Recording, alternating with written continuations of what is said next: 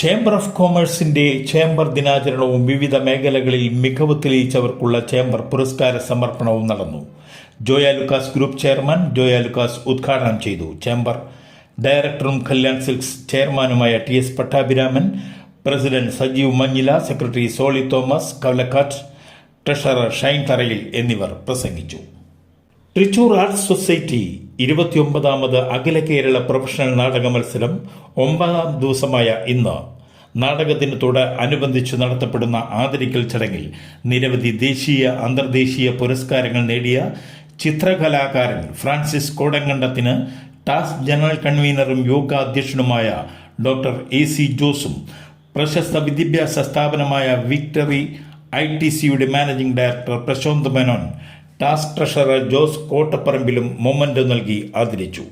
Task coupon convener Joy Kachappally സ്വാഗതവും TASK president O.J. Jose നന്ദിയും പറഞ്ഞു.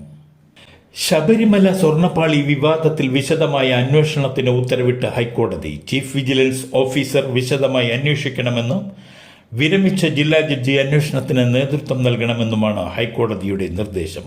സന്നിധാനത്തെ കാര്യങ്ങളിൽ സമഗ്രമായ പരിശോധന ആവശ്യമാണെന്ന് കോടതി നിരീക്ഷിച്ചു. പറമ്പിൽ ബസാറിൽ വീട് കുത്തി തുറന്ന് 25 പവൻ സ്വർണ്ണാഭരണങ്ങൾ മോഷ്ടിച്ച കേസിൽ പ്രതി പിടിയിൽ. കക്കോടിയിൽ താമസിക്കുന്ന വെസ്റ്റ് ഹിൽ സ്വദേശി അഖിലാണ് ചേവായൂർ പോലീസിന്റെ പിടിയിലായത്. മല്ലിശ്ശേരി താഴമധുവിന്റെ വീട്ടിൽ അലമാരിയിൽ സൂക്ഷിച്ചിരുന്ന 25 പവൻ സ്വർണ്ണാഭരണം മോഷണം പോയ കേസിലാണ് ഇയാളെ പിടികൂടിയത്. ഇയാൾ നിരവധി മോഷണ കേസുകളിലെ പ്രതിയാണ്. വ്യാഴാഴ്ച രാത്രിയാണ് മോഷണം നടന്നത്. വീട്ടുകാർ സ്ഥലത്തില്ലെന്ന് മനസ്സിലാക്കി രാത്രി 10 മണിയോടെയാണ് പ്രതി മോഷണം നടത്തിയത്. ആശുപത്രി ആവശ്യത്തിനായി പോയ വീട്ടുകാർ തിരിച്ചെത്തിയപ്പോഴാണ് മോഷണം നടന്ന കാര്യം തിരിച്ചറിഞ്ഞത്. ശബരിമലയിൽ സമഗ്ര അന്വേഷണത്തിന് ഉത്തരവിട്ട ഹൈക്കോടതി. വിജിലൻസിന്റെ നേതൃത്വത്തിൽ അന്വേഷണം നടത്തണം. വിരമിച്ച ജില്ലാ ജഡ്ജിയുടെ നേതൃത്വത്തിൽ ശബരിമലയിലെ സ്ട്രോങ് റൂമിൽ പരിശോധന നടത്തണമെന്നും കോടതി പറഞ്ഞു. ദ്വാരപാലക ശില്പത്തിലെ സ്വർണ്ണപ്പാളി പുനഃസ്ഥാപിക്കാൻ കോടതി അനുമതി നൽകി. ശ്രീകോവിൽ വാതിൽ അറ്റകുറ്റപ്പണിക്കും അനുമതി ലഭിച്ചിട്ടുണ്ട്. തിരുവാഭരണം രജിസ്റ്റർ ഉൾപ്പെടെ പരിശോധിക്കണമെന്ന് കോടതി വ്യക്തമാക്കി. രജിസ്റ്ററുകൾ കൃത്യമായി സൂക്ഷിക്കാത്തതിൽ കോടതി അതൃപ്തി രേഖപ്പെടുത്തി.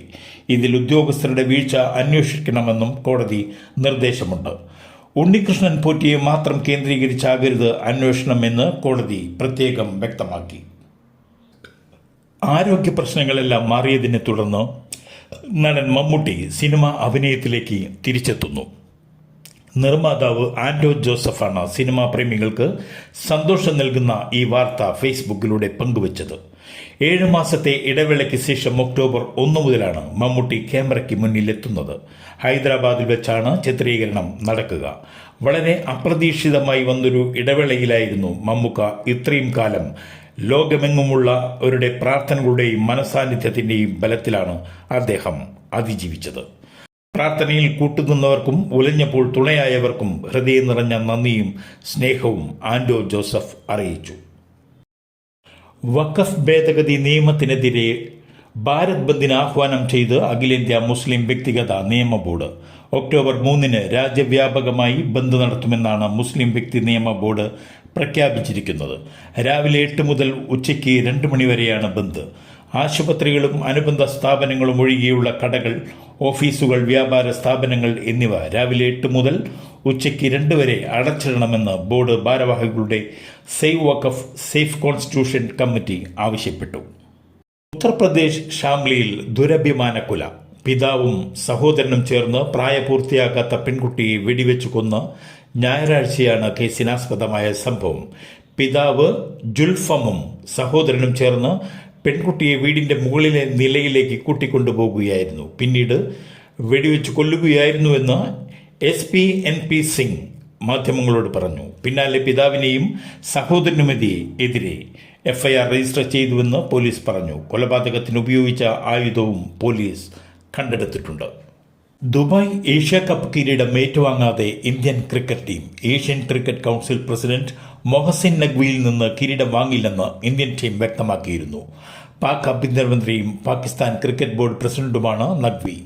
ട്രോഫി സമ്മാനിക്കുന്ന ചടങ്ങിലെ അവതാരകനായ മുൻ ന്യൂസിലൻഡ് കളിക്കാരൻ സൈമൺ ഡൗൺ ഇന്ത്യൻ ടീമിന്റെ തീരുമാനം അറിയിക്കുകയായിരുന്നു. ഇതോടെ ട്രോഫിയില്ലാതെ തന്നെ ഇന്ത്യൻ ടീം ആഘോഷം നടത്തി. നേരത്തെ പാകിസ്ഥാനെതിരായ ആദ്യ മത്സരത്തിൽ പാക് താരങ്ങളുമായി ഹസ്തദാനം ചെയ്യാൻ ഇന്ത്യൻ താരങ്ങൾ വിസമ്മതിച്ചിരുന്നു.